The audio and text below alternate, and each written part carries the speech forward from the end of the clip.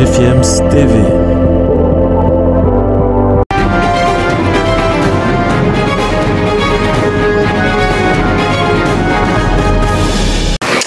Oui, merci de faire confiance à GFIEMS TV, c'est la bonne humeur ici en studio. Vous êtes dans ce Sport Matin, dernière édition de la semaine. Nous sommes vendredi et on tire déjà vers la fin du mois d'août. Mais là, on ne va pas vous louper ce vendredi, puisqu'on entre dans le week-end. Vous aurez le programme exact de quelques matchs importants que vous aurez à suivre ce week-end. Mais avant tout, on vous parle de Mercato.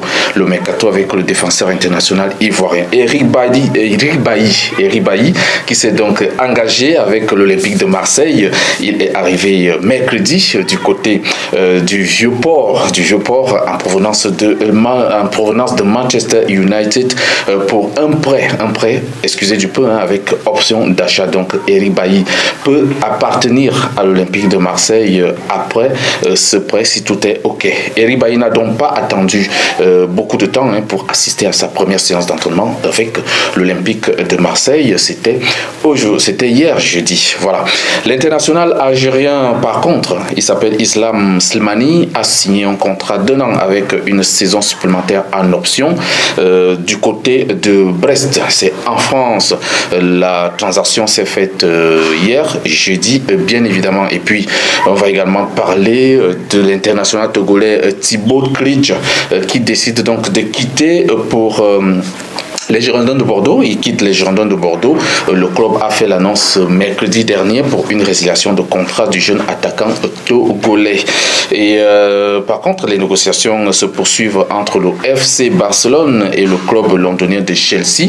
C'est au sujet de Pierre-Emerick Aubameyang. Selon Gérard Romano, le FC Barcelone demande 25 millions d'euros aux Blues de Chelsea pour plus 3 millions d'euros de bonus pour s'offrir les services de Pierre-Emerick Aubameyang. Alors, si l'offre est donc acceptée par les Blaugrana, l'ex-international gabonais rejoindra donc à nouveau l'Angleterre. Il faut noter qu'il était d'abord du côté de Arsenal avant de rejoindre le FC Barcelone la saison dernière.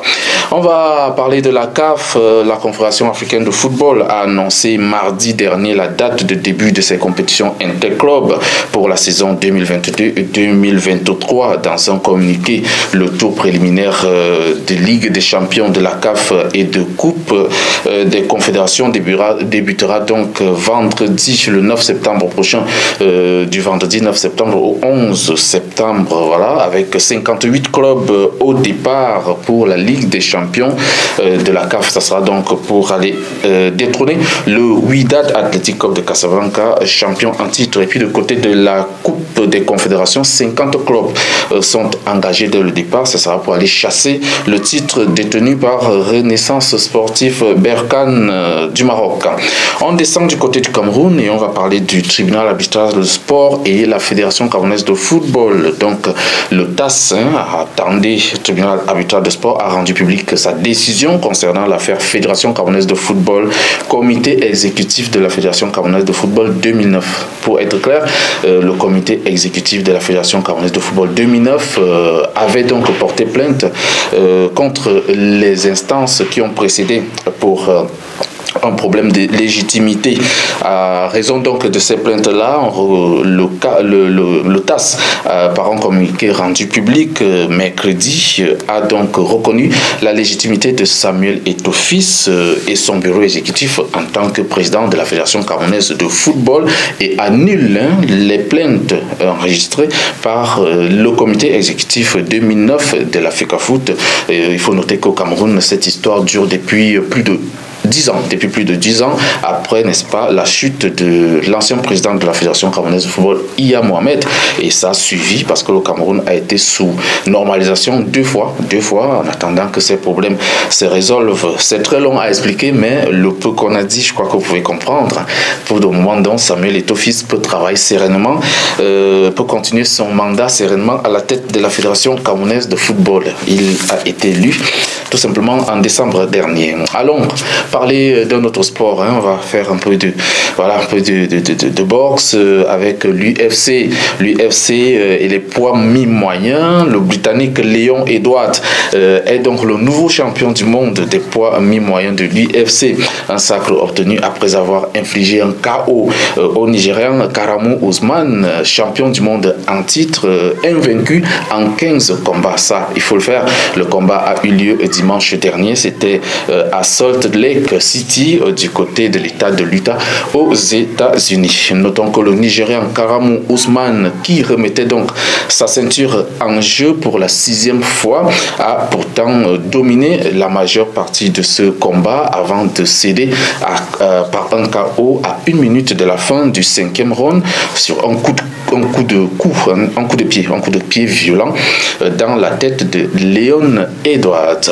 Allons en Angleterre, on va parler de la Premier League. La Premier League anglaise, puisqu'on revient dans le football, et la 4e journée de cette compétition qui se joue donc ce week-end. On va se régaler avec, n'est-ce pas, le programme des équipes du top 6 anglais. Commençons par le leader Arsenal qui reçoit donc Fulham. Arsenal vient de 3 victoires successives en Premier League. Et on va donc voir si l'équipe entraînée par Mikel Arteta peut enchaîner avec une 4e victoire. Son dauphin, par contre, Manchester City, après son match nul 3 buts partout face à Newcastle, va accueillir Crystal Palace. Et puis de l'autre côté, on va vivre, n'est-ce pas, le déplacement de Tottenham à Nottingham Forest pour, n'est-ce pas, aller chercher une autre victoire après le 1-0 de la semaine dernière face à Crystal Palace. Et puis, on va évoquer, n'est-ce pas, le Blues de Chelsea qui reçoivent Leicester. Il faut noter que Chelsea a été battu lors de sa dernière rencontre 3-0. Et puis Liverpool, quel mauvais début de championnat de Liverpool, 2 points sur 9, c'est quelque chose d'assez incroyable et qui ne s'est presque jamais réalisé dans ce club. Liverpool va donc essayer, n'est-ce pas, d'aller défier Bournemouth, parce que c'est Liverpool qui reçoit Bournemouth. Il faut noter que les Reds ont été battus par Manchester United 2 buts à 1. Et puis Manchester United, puisqu'on en parle, lui va chercher à aller confirmer, n'est-ce pas, son réveil. Son réveil, ils étaient un peu dans un sommeil depuis le début de cette compétition. Ce sera lors de son déplacement à Southampton. Si on parlait de la Liga espagnole et sa 3e journée, le Real de Madrid se déplace du côté de l'Espagnol Barcelone. Le Real de Madrid et Karim Benzema sont en forme, 2 matchs, 2 victoires. On verra si la bande à Carlo Ancelotti peut suivre, n'est-ce pas, avec une 3e victoire, alors que le FC Barcelone, lui, en confiance après sa victoire 4 buts à 1 le week-end dernier, va donc accueillir Valladolid. De l'autre côté, Villarreal très en forme d'ailleurs, leader de cette Liga avec 6 points sur 6, va donc, n'est-ce pas, se déplacer du côté de Retafe. On a fini avec la Liga, on va enchaîner puisqu'il y a la Bundesliga qui nous attend pour la 4e journée. Et puis on va évoquer, n'est-ce pas, ce choc entre le Bayern de Munich et le Borussia Mönchengladbach. Ça sera, n'est-ce pas, un match à regarder du côté de l'Allemagne. Et puis le Bayern, rassurez-vous, est très en forme, 3 victoires sur 3 matchs. Et puis Borussia Dortmund va essayer d'aller refaire sa santé face au Hertha Berlin. Ça sera dans un match de revanche pour Dortmund, pendant que du côté de Leipzig, on va vivre la rencontre Leipzig-Wolfsburg. Alors, allons en France et la Ligue 1 qui va donc vivre la 4e journée, la Ligue 1 française, et parlons des matchs importants que je vous invite à suivre donc ce week-end. Paris Saint-Germain-Monaco, c'est entre guillemets le choc de cette Ligue 1, même si le Paris Saint-Germain est en forme, voilà, depuis le début de cette Ligue 1. Et puis après, on va vivre la rencontre entre Reims qui reçoit l'Olympique Lyonnais. L'Olympique Lyonnais également qui montre de très très belles choses depuis le début de la saison. Il reste très focus sur ses objectifs, sans oublier que Marseille va se déplacer du côté de Nice dans une rencontre assez très attendue du côté de Nice. Alors le tour d'horizon de l'Europe, on va le terminer avec l'Italie pour parler de la 3e journée de la Série A où la Fiorentina Fiorentina reçoit Naples. Et puis, on va revoir si Naples peut confirmer ses 2 victoires d'entrée dans cette compétition. Le choc, hein, l'un des chocs de cette 3e journée, ça sera la Lazio de Rome qui affronte, donc qui accueille l'Inter de Milan. Un match à regarder, je vous le confie. Et puis, un autre choc, c'est la Juventus de Turin qui reçoit la AS Roma de José Mourinho. Ça sera aussi un match très important à regarder. Moi, personnellement, je ne vais pas le louper parce que je veux voir de quoi est-ce que la Juve est capable. Et puis, en dernier ressort, le champion en titre, l'AC Milan, va donc, n'est-ce pas, affronter Bologne. On a terminé avec le tour des championnats européens et ce que je vous invite à regarder ce week-end. Revenons donc du côté de l'Afrique pour parler de la Côte d'Ivoire et la SEC Mimosa d'Abidjan qui construit un nouveau centre d'entraînement ultra moderne du côté de Bingerville. Voilà, ce nouveau bijou aura pour nom Gboro Gbata. Voilà, donc le nom qui sera donné à ce centre d'entraînement de la SEC Mimosa d'Abidjan. Stéphane sera mieux placé pour nous dire ce que ça signifie, Gboro Bata, voilà, avec des sites respectant des exigences professionnelles. À noter aussi que BetClick est donc le nouveau partenaire du club champion de Côte d'Ivoire. Allons parler des pays africains qui vont, n'est-ce pas, représenter le continent en Coupe du Monde. Le quota des sélectionneurs est atteint, je veux le dire ainsi. Les 5 pays qui vont représenter l'Afrique en Coupe du Monde Qatar 2022 auront donc pour la première fois de l'histoire, dans l'histoire depuis que le football existe, à leur tête les sélectionneurs africains. Donc tous seront donc entraînés par des sélectionneurs africains de leur pays. Et bien évidemment, c'est quelque chose à saluer. On aura donc du côté du Sénégal, Aliou Cissé qui est champion d'Afrique, qui sera à sa 2e Coupe du Monde. Et puis du côté du Cameroun, c'est Rigobert Song-Bahana qui a qualifié les Lions indomptables lors des phases éliminatoires. Du côté du Maroc, c'est donc lui qui a complété cette liste. C'est Walid Regragui qui vient d'être nommé à la tête des Lions de l'Atlas il y a quelques jours. Il a remplacé Vaïd Aïdodic, limogé. Voilà, on était encore à 4 sur 5. Donc maintenant, on va parler aussi de la Tunisie avec Jalel Kadri qui sera donc le sélectionneur de la Tunisie pendant cette Coupe du Monde. Et enfin le Ghana.